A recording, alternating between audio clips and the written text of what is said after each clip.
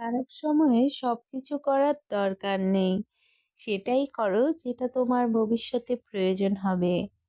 সময় খারাপ হোক বা ভালো হোক, সেই সময়কে কাজে লাগানোর মধ্যে নিজেকে ব্যস্ত রাখতে হবে। সময় যেমনই হোক, খারাপ অথবা ভালো, দুটি সময়কে কাজে লাগাতে হবে, থেমে গেলে হবে না। সময় থাকতে সময়ের যত্ন নাও, তাতে সময় ভালো থাকবে, নয়তো খারাপ সময় এসে যাবে। যারা সময়কে সঠিকভাবে ব্যবহার করতে পারে না, তাদের জীবনেই খারাপ সময় চলে আসে। জীবনে সময়কে গুরুত্ব দেওয়াটা বেশি জরুরি, নয়তো খারাপ সময়ে এসে জীবনকে এলোমেলো করে দিবে।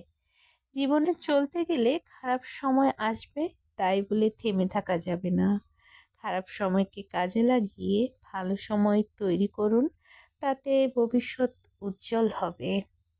মহান সৃষ্টিকর্তা পবিত্র কুরআনের মাধ্যমে বর্ণিত করেছেন যে মানুষের জীবনে খারাপ সময় দিয়ে তাদের ধৈর্য পরীক্ষা করেন।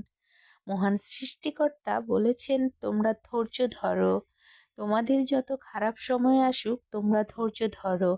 আমি তোমাদের খারাপ সময়ের মাধ্যমে পরীক্ষা করি। যে ব্যক্তি খারাপ সময়ে ধৈর্যহারা হয়ে গেল, সে যেন তার জীবনে সাফল্যটাই হারিয়ে ফেলল।